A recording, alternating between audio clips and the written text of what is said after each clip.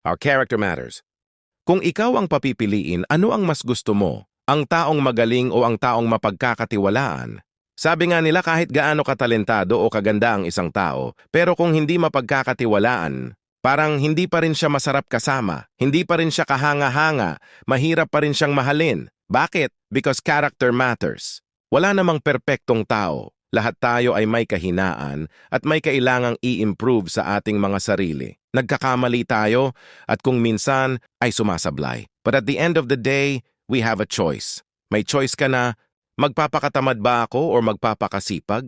Magsasalita ba ako ng hindi maganda sa aking kapwa o mananahimik na lang? Magmamataas ba ako o magpapakumbaba? Mambabastos ba ako o gagalang ng aking kapwa? Magtatanim ba ako ng sama ng loob o magpapatawad? Mandaraya ba ako o magiging patas? Mangungupit ba ako o magpapaalam? Magsisinungaling ba ako o magiging tapat?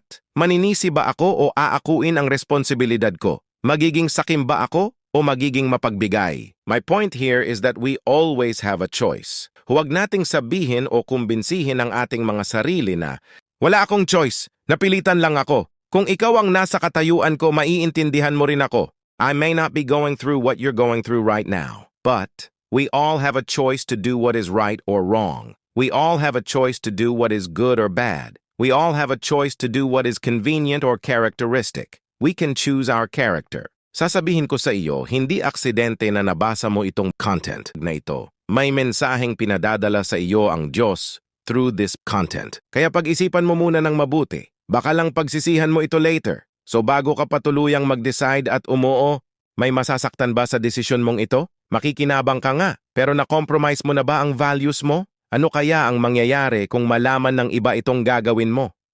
Nagustuhan mo ba ang kwento ko? Kung yes, mag-follow ka na sa Noe Fact Stories. Maraming salamat. Oops! Wait! Teka lang.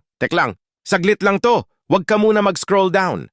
Hi guys, nag-TikTok affiliate pala ako. Pwede nyo bisitahin ang aking TikTok shop, Noe Fact Stories. At pumili ng item na magusto mo. Marami kang pagpipilian at magugustuhan mga item tulad itong nakikita mo. At madagdagan pa yan. Every week, ako magdadagdag ng item para mas marami kayong pagpipilian. Huwag mo na ako i-messages, dumiretso ka na sa TikTok shop ko. Dahil sang damakmak ang nag-messages at nag-inquire sa akin.